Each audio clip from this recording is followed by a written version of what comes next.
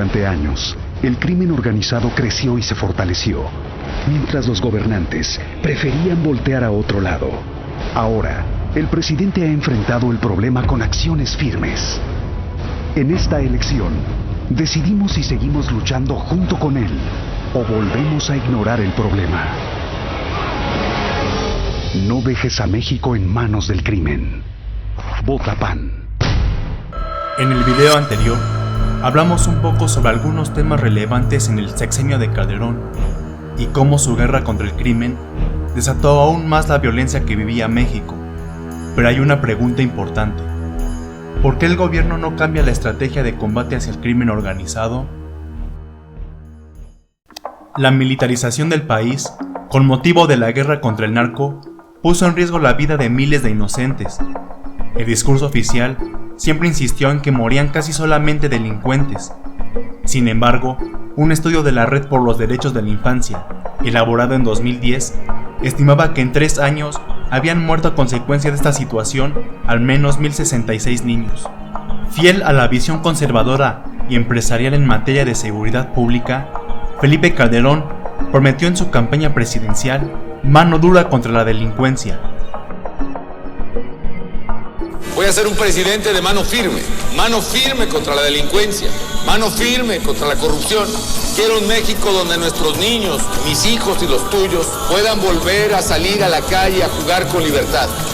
Un presidente comprometido con tu seguridad para que todos vivamos mejor. Y en cuanto asumió el poder, declaró una lucha frontal contra el crimen organizado y sacó al ejército a la calle a combatir la delincuencia. Y mexicanos, reconozco y agradezco la lealtad que las Fuerzas Armadas han profesado siempre a la patria. Sí se pudo y sí se puede. Ante la ofensiva gubernamental, los cárteles reclutaron mucha gente, sobre todo jóvenes en pobreza. En 2010, se estimaba que entre 25,000 y 30,000 jóvenes entre 13 y 25 años estaban ligados al crimen organizado. Muchos trabajaban como sicarios. El resultado fue que la inseguridad, la violencia y la criminalidad no solo disminuyeron, sino que se dispararon. El 15 de septiembre del año 2008, alrededor de las 23 horas, al momento en que el gobernador de la entidad hizo sonar la campana conmemorativa del aniversario de la Guerra de Independencia, en la explanada Melchor Ocampo de Morelia, explotó una granada de fragmentación. Poco después, en la esquina de las calles Madero Poniente y Quintana Roo, estalló otra granada.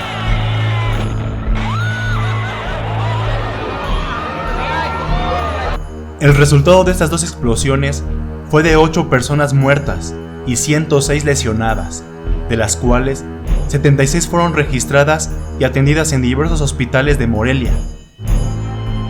2 cráteres de unos 15 a 20 centímetros de radio dejaron el atentado perpetrado la noche del miércoles 15 de septiembre en los festejos del Grito de Independencia en Morelia. En imágenes difundidas por el Sistema Michoacano de Radio y Televisión, se aprecia los huecos que quedaron en la Plaza Melchor Ocampo y en el pavimento de la calle Madero. Días después, luego de una denuncia anónima, la PGR detuvo a 3 presuntos miembros del grupo de sicarios conocidos como los Zetas, a quienes presentó ante los medios de comunicación como los autores materiales de los atentados. Pero a 7 años del atentado, fueron liberados, ya que se dice que sus derechos humanos fueron violados y que recibieron tortura. ¿Y por qué aventaron las granadas en donde estaba la gente? Pues prácticamente, yo la verdad, cuando la arrojé, señor, yo sentía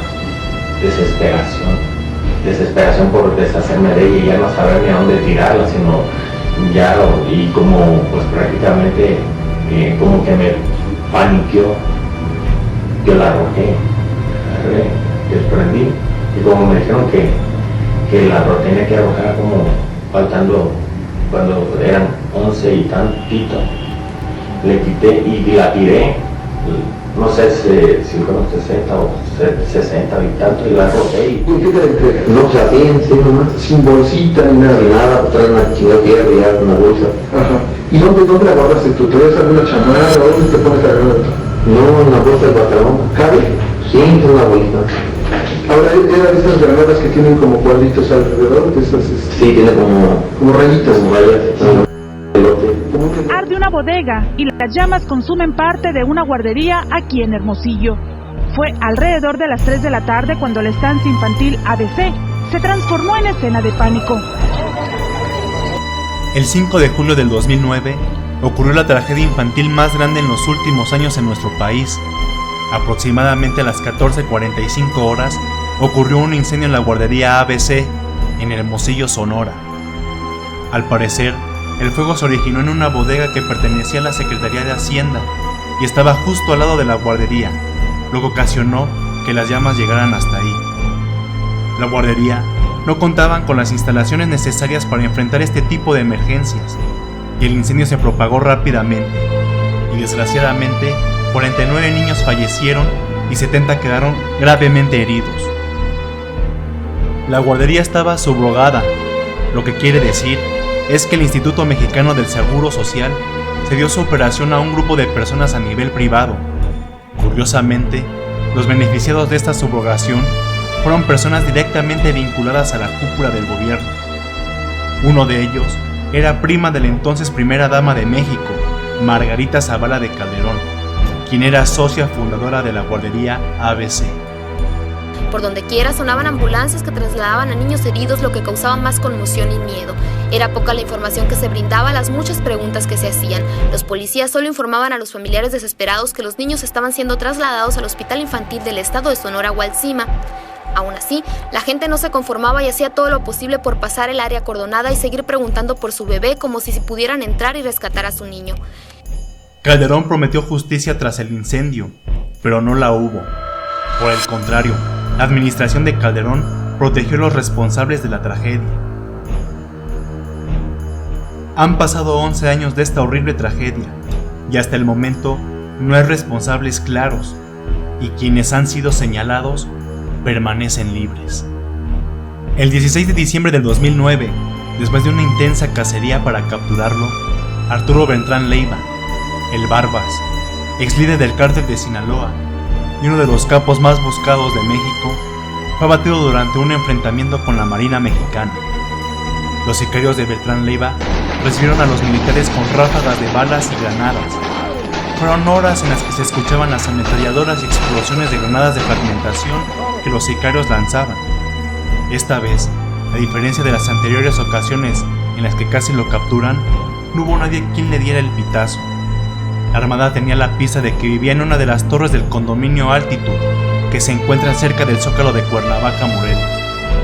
El ataque de la Marina fue brutal. Imágenes del operativo muestran un inmueble de lujo lleno de sangre, con las paredes destruidas por el poder de las balas. El sanguinario final del Barbas fue difundido por varios medios. El cuerpo de Arturo Beltrán Leiva, ensangrentado y cubierto por billetes, dieron la vuelta al mundo.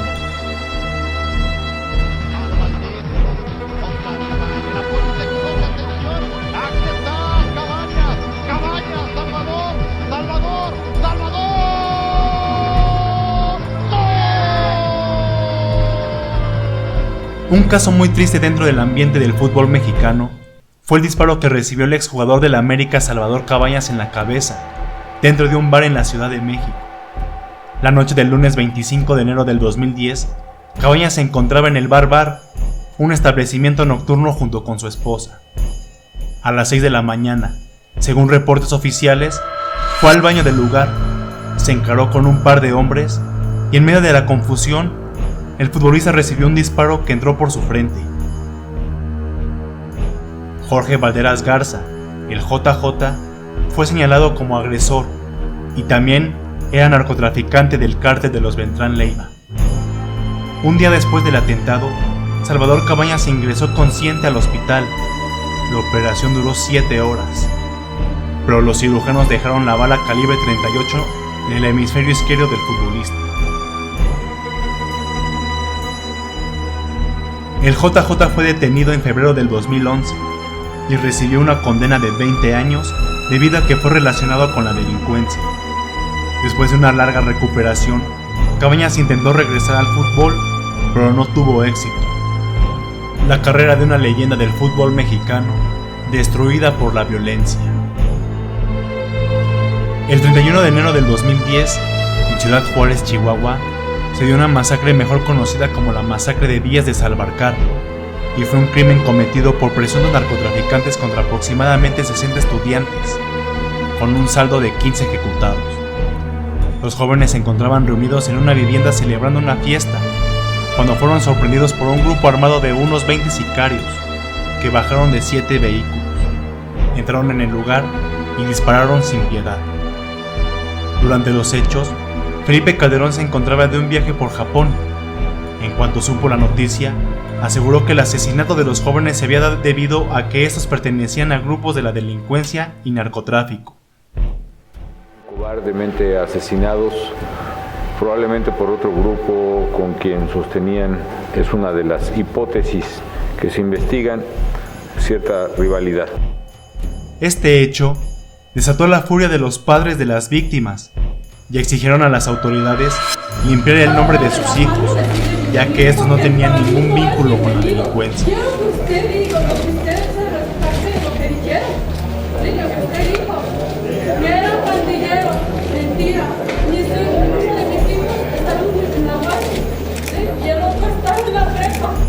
Los cárteles de la droga de Sinaloa y Juárez se disputan desde hace varios años el control de esta ciudad estratégica para el trasiego de drogas. El asesinato de estos jóvenes se sumó a los más de 2.500 que ocurrieron durante el 2010 en Ciudad Juárez, el año más violento del sexenio de Calderón. Una de las más grandes barbaries en contra de migrantes fue la ocurrida el 22 de agosto del 2010. Hubo una masacre en San Fernando, Tamaulipas. El crimen fue cometido por el cártel de los Zetas entre el 22 y el 23 de agosto del 2010. Las víctimas fueron 72 migrantes de diversos orígenes en su paso por México con rumbo a los Estados Unidos. Y el hecho es uno de los más en la lista de crímenes no resueltos por el Estado mexicano. Los 72 ejecutados, 58 hombres y 14 mujeres, eran principalmente centro y sudamericanos. Se les asesinó por la espalda y sus cuerpos fueron apilados. La mañana del 24 de agosto del 2010, y después de recorrer 22 kilómetros, un ecuatoriano, sangrando y mal herido, llega hasta un retén del ejército en la carretera 101 de Tamaulipas. Ve a un soldado y le comenta que hombres armados lo habían secuestrado junto con sus compañeros, los cuales mataron. Nos rodearon 3 carros. Salían como 8 personas bien armadas. Ahí nos rodearon todos. Nos bajaron del carro. Junto a los demás los llevaron a una casa de seguridad. Nos metió a otro carro, viajaba en 2 carros. Llevó a una casa, ahí nos amarró 4 en 4, los manos para atrás. Después de una noche comenzó la matanza. Pues nos botaron boca abajo. Y después como escuché el ruido que disparaban. Yo pensé que disparaba por ahí al lado, pero no. Escuché que disparó a mis amigos. Y luego llegó disparando a mí. Todos ellos viajaban en 2 camionetas que fueron secuestradas por 8 sujetos en el municipio de San Fernando. Los obligaron a bajar, les ataron las manos y al día siguiente les dieron 2 opciones: trabajar para los Zetas o la muerte, pero solo uno aceptó. Al resto se le vendaron los ojos y fueron ejecutados uno a uno con disparos en la espalda y la cabeza. Luis Freddy Lala, uno de los 2 supervivientes, gracias a que simuló su muerte, pudo dar aviso. El 25 de agosto del 2011 se registró el peor atentado terrorista contra la población civil en la historia de México y el punto más negro de la guerra contra el narcotráfico. Se trata del ataque e incendio en el Casino Royal de Monterrey, que dejó 53 muertos, entre ellos 2 mujeres embarazadas. Eran las 15:15 horas del 25 de agosto del 2011 cuando hombres armados, entre 12 y 14, que viajaban en 4 vehículos, irrumpieron el casino ubicado en la avenida San Jerónimo, al poniente de la ciudad. Pertenecían al cártel de los Zetas. Golpearon a la recepcionista, robaron pertenencias de los clientes, destruyeron máquinas y rociaron con gasolina las máquinas de juego y la alfombra del lugar, y tras prenderle fuego, se retiraron del lugar. El hecho, dijeron testigos, fue sincronizado, ya que los sicarios alcanzaron a rociar la mayoría de las máquinas de apuestas del casino. El lugar, en pocos minutos, quedó envuelto en llamas y humo. De acuerdo con testigos, hubo una explosión al menos de una granada, mientras algunos clientes lograron salir por la puerta principal, pero fue imposible conforme las llamas crecían.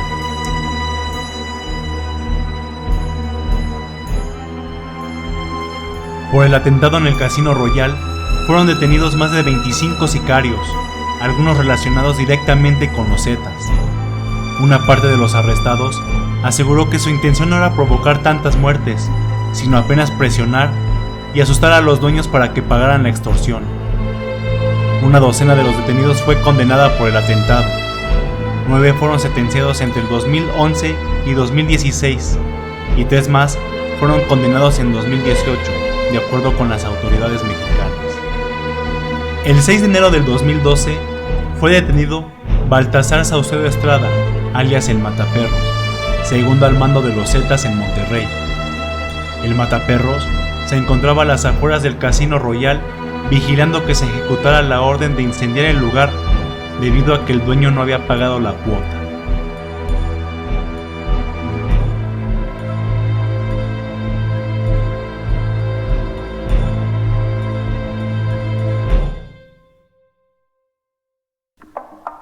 Con este video concluimos el mini resumen sobre los hechos más destacados de la guerra contra el narcotráfico que declaró Felipe Calderón, una guerra innecesaria, llena de destrucción y muerte, que se extendió con los 2 sexenios posteriores, el del expresidente priista Enrique Peña Nieto, y hasta la fecha, con estos 2 años del sexenio del presidente Andrés Manuel López Obrador.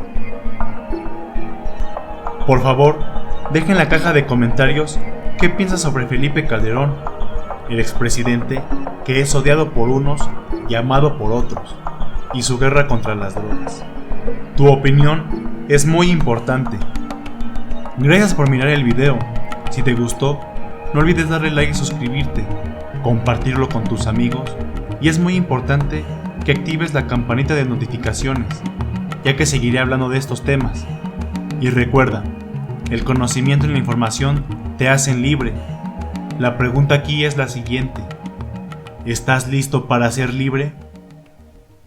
Y si tú u otros pretenden que el gobierno mexicano, mi gobierno, se quede cruzado de brazos, viendo cómo atentan contra los jóvenes de México, viendo cómo secuestran, viendo cómo extorsionan, están muy equivocados. Sí.